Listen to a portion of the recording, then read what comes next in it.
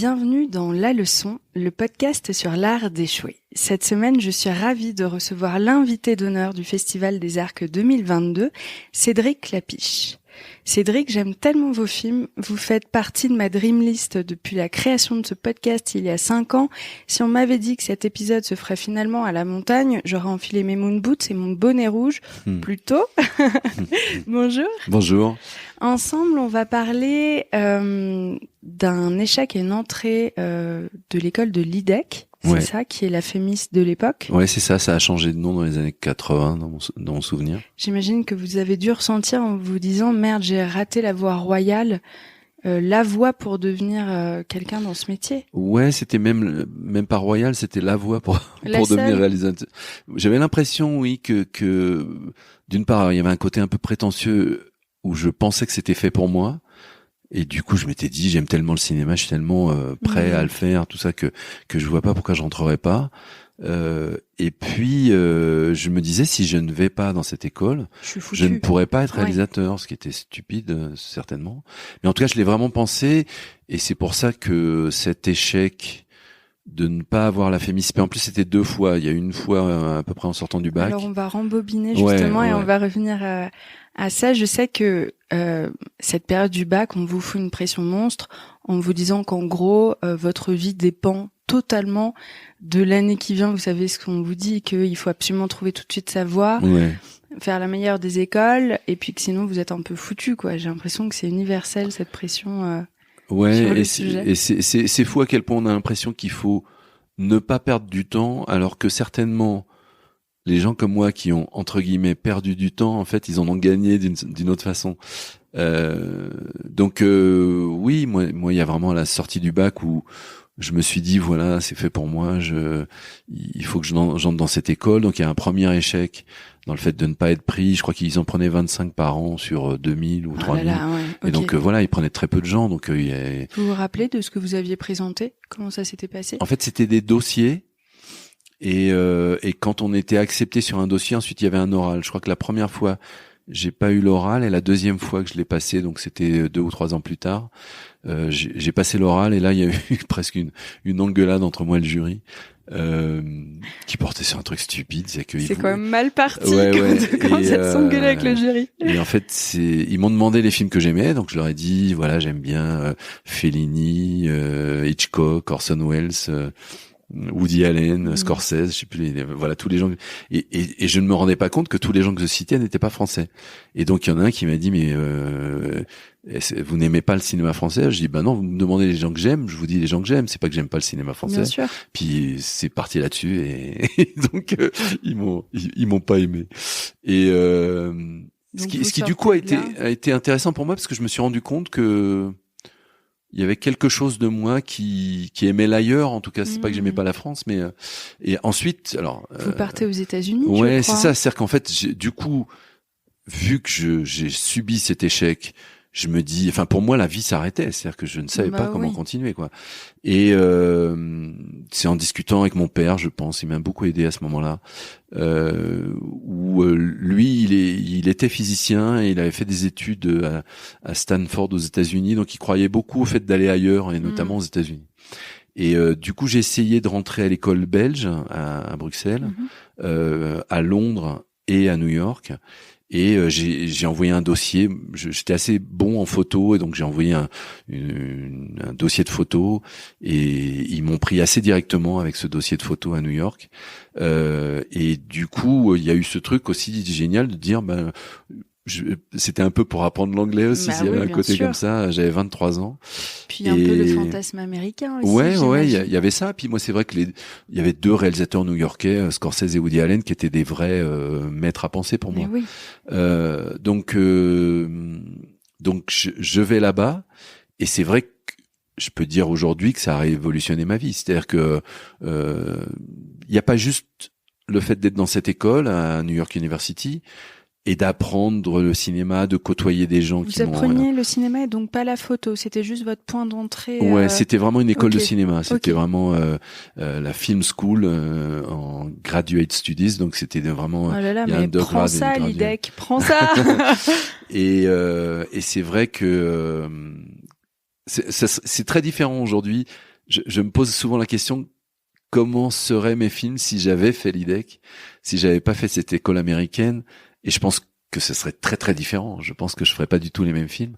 Mais bon, ça vous a ouvert sur quelque chose d'autre, peut-être? Ça m'a ouvert sur l'autre avec un grand A, quoi. Ouais, c'est ça. Ça m'a appris une autre langue, ça m'a appris une autre culture, ça m'a appris à voyager.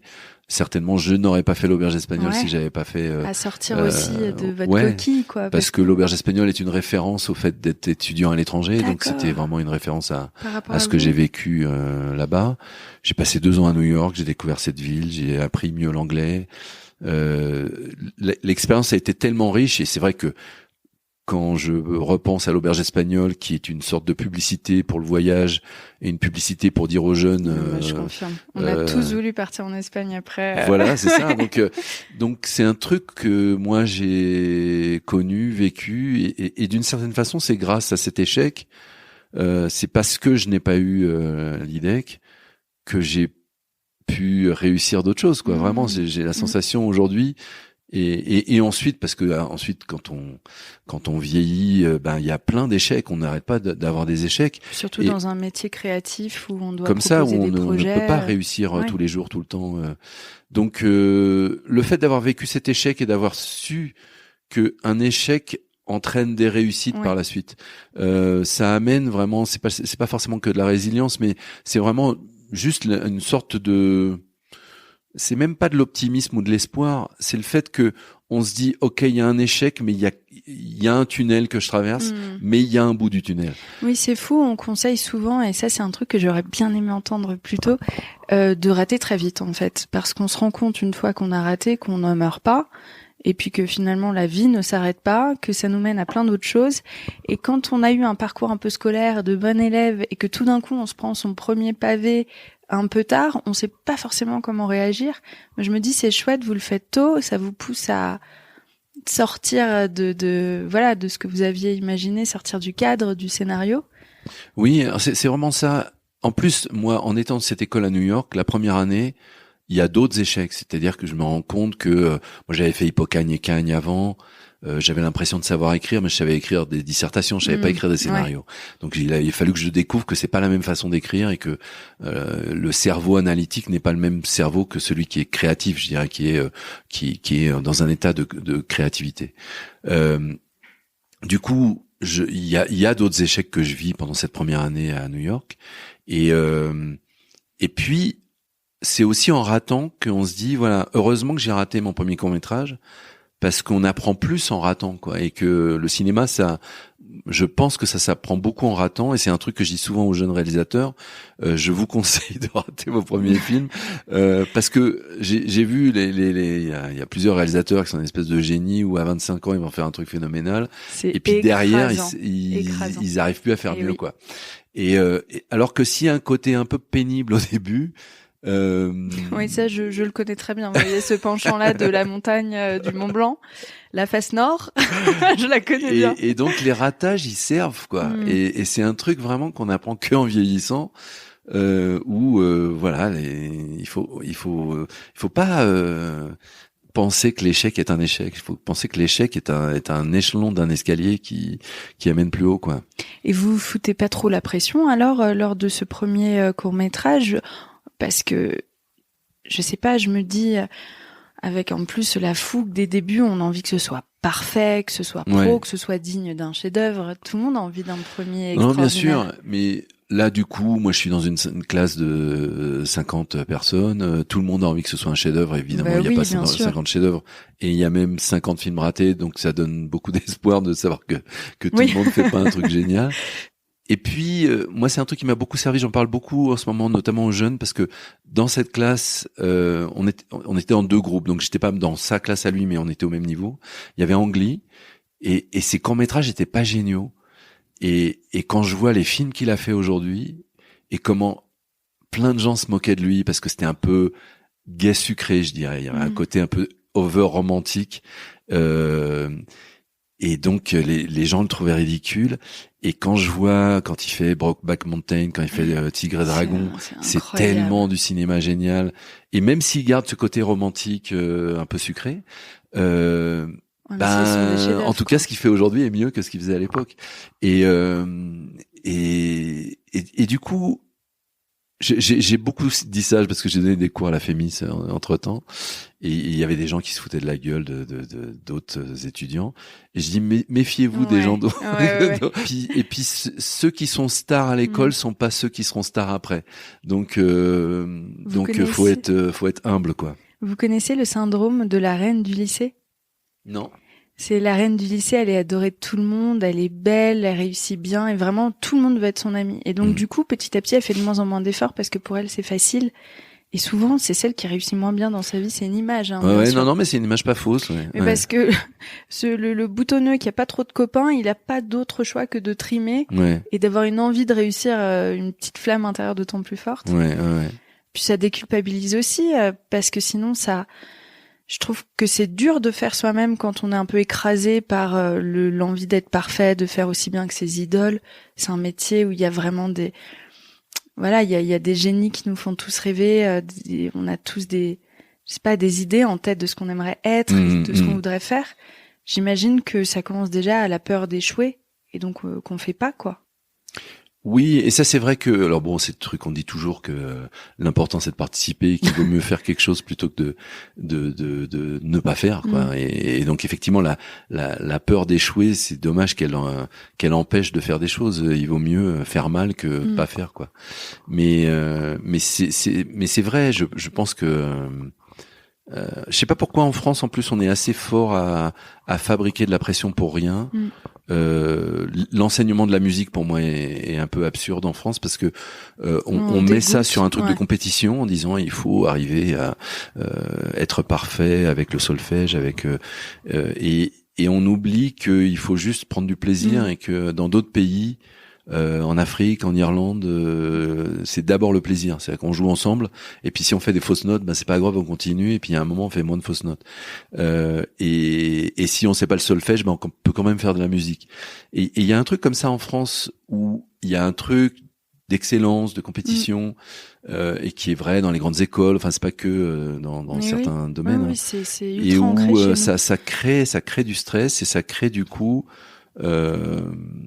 ceux qui s'en sortent à cette étape-là sont des gens qui sont pas forcément des gens positifs, je dirais. Et alors vous retentez une deuxième fois cette école. Qu'est-ce qui vous donne envie de la retenter alors que vous venez de faire des études aux États-Unis qui pourrait totalement vous satisfaire en fait? Non, la deuxième fois c'était avant de partir aux États-Unis. Ah, c'était donc avant. le départ aux États-Unis, c'est parce que je rate la deuxième fois. D'accord. Donc là concours. vous vous dites c'est cuit, quoi. Et en fait j'étais un peu dans une impasse et je me suis dit donc c'est mon père, je pense qu'il me donne l'idée d'aller ailleurs. Merci papa. Et merci papa, c'est vraiment peut-être une des seules bonnes choses qu'il m'ait dit. À cette époque-là, il a été vraiment très très important pour moi. Enfin notamment sur le moment où j'étais vraiment désemparé, où je savais pas vraiment quoi faire, le fait que je pense que moi j'avais pas l'idée de l'étranger. Je pense qu'aujourd'hui il y a la culture d'Erasmus où on sait qu'on peut partir ailleurs. À l'époque, il y avait pas tellement ça. On se disait pas je peux faire la même chose ailleurs. Et du coup, ça a ouvert une porte, mais vraiment très très grande et qui a été importante pour moi, quoi. Et qu'est-ce que vous vous dites aujourd'hui en étant passé à côté de cette école qui vous semblait à l'époque être donc la seule voie possible pour réussir dans ce métier? Alors, si je suis honnête, je me dis que ça aurait été terrible que je fasse cette école, quoi. Ouais. C'est-à-dire que le point de vue il est devenu inverse. C'est-à-dire que je vois les gens qui ont mon âge, qui ont fait cette école, et j'aimerais pas faire ce cinéma-là, quoi. C'est-à-dire que j'ai l'impression justement que ce que m'ont reproché les profs en me disant vous n'êtes pas assez français, ça m'a poussé à aller voir ailleurs. Et c'est pas tellement que j'ai appris la culture américaine, j'ai pas la sensation de faire du cinéma américain, mais en tout cas j'ai appris une autre façon de faire du cinéma. Ouais. Et du coup cette confrontation avec entre la France et les États-Unis. Quand je me suis retrouvé là-bas, je me suis jamais senti autant français qu'en étant à New York. Donc j'ai compris en fait que j'étais très français. Et d'ailleurs j'ai vu beaucoup de films. C'est un film qui s'appelle Paris. Et puis j'ai découvert que j'aimais le cinéma français en étant là-bas, c'est-à-dire que je montrais les films de Tati, de Piala ou de Truffaut à mes collègues étudiants à New York, et je me rendais compte que voilà, cette culture-là que j'avais pas forcément bien vécue ou vue avant, j'étais fier de ça et que ça faisait partie de moi, quoi. Oui, besoin de prendre de la distance, de la hauteur peut-être. Ouais. J'ai quelqu'un de très proche de moi qui a tenté ce concours-là. Il y avait eu un coup de cœur sur son dossier. La veille, il a une très mauvaise nouvelle. Il a raté son examen, son oral. Et aujourd'hui, il travaille, il fait autre chose, mais il continue d'écrire des scénarios et il est complètement bloqué sur cette idée. Et moi, j'arrête pas de lui dire, mais fais quand même, arrête. Mais lui, il est bloqué sur cette idée qu'il peut pas entrer dans ce monde-là de manière différente, que c'est un monde fait de codes, de connaissances et qu'il pourra jamais y arriver sans cette école. Qu'est-ce que vous pourriez lui dire? La même chose que vous, c'est-à-dire qu'il faut continuer à y croire, il faut faire autrement. Enfin, c'est vraiment le truc de l'obstacle. Si on n'arrive pas à sauter assez haut, faut contourner l'obstacle, ou faut le détruire. Mais en tout cas, il y a vraiment d'autres moyens que ce qu'on pense être le seul moyen. Et donc après, c'est compliqué parce qu'il faut connaître la personne et savoir comment. Mais il y a vraiment aucune raison pour penser que la Fémis c'est la seule façon d'être scénariste ou de connaître des gens, parce que donc il y a vraiment plein de gens, il y a plus de gens qui n'ont pas fait la Fémis qui sont scénaristes, voire qui sont des grands scénaristes. Et puis il y a maintenant des nouvelles formations, dont d'ailleurs la Fémis. Je sais qu'il y a une formation série télé à la Fémis qui est ponctuelle, je sais plus, c'est 3 mois ou 6 mois. Donc c'est pas l'enseignement de la Fémis. Et c'est plutôt meilleur pour être scénariste que l'enseignement des scénaristes de long métrage dans le cursus normal. Donc parfois quand je dis contourner l'obstacle, ça peut être ça, peut être d'être dans le même endroit mais pas avec les mêmes profs, pas de la même façon, et ça peut être aussi une autre école, parce que maintenant il y a d'autres écoles qui enseignent ça. Et donc s'il a l'impression que il rencontre pas les bonnes personnes parce qu'il a pas fait ça, ou si c'est par rapport à son enseignement à lui, où il a l'impression qu'il aurait bien aimé faire ça, dans les deux cas, il y a d'autres façons de faire, quoi, vraiment. Ok, donc c'est pas la fin. Ça me fait du bien parce que moi, on m'écoute pas. Parce que j'ai fait une grisonnée, mais alors peut-être que Cédric Clapiche, ouais, ça il faut marchera. Qu'est-ce que vous aimeriez dire à votre vous de l'époque qui se dit qu'il a un rêve et que là, c'est un peu fichu, quoi? Il y a plein de fois où ça a été ça à cette époque-là. Moi, je me rappelle avant de trouver l'argent pour faire Ce qui me meut, qui était un peu mon premier court-métrage, qui est vraiment celui qui m'a fait démarrer. Je trouvais pas l'argent et je me rappelle d'une fois, je sais pas pourquoi, j'étais dans ma salle de bain et je pleurais. Je me suis dit, ok, je ne serai jamais réalisateur. Voilà, ça faisait 2 ans que je cherchais de l'argent, je trouvais pas, et je me suis dit, laisse tomber. Et mes parents commençaient à me dire, si t'y arrives pas, fais un autre métier, quoi. Et je me rappelle de ce moment où j'étais vraiment pas loin d'abandonner. Et je sais pas pourquoi j'ai insisté. Et puis, je sais pas, 1 mois plus tard, 2 mois plus tard, j'ai trouvé de l'argent. J'ai fait ce film, Ce qui me meut. J'ai gagné 12 prix dans les festivals. Et puis, j'ai trouvé un producteur pour faire un long métrage. Et puis, voilà, les choses se sont enchaînées. Mais le moment où je suis proche d'arrêter, je me rappelle de cette salle de bain où je pleure, en me disant, change de voie, quoi.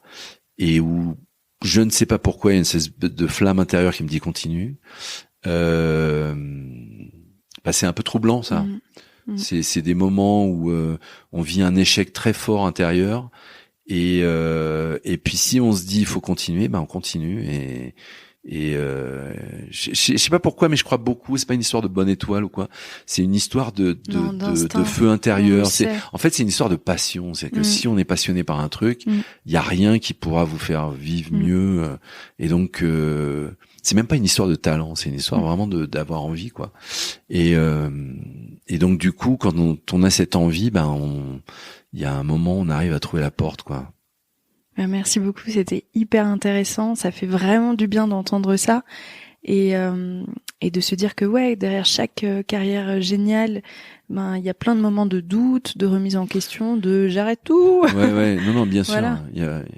Il y a beaucoup d'angoisse, et je dis depuis pas longtemps que l'angoisse est un moteur. C'est-à-dire que plutôt que subir l'angoisse, il faut savoir que dans la création, en tout cas, l'angoisse est un moteur, et c'est ça qui permet de créer, en fait. Donc l'accepter aussi, peut-être. Ouais.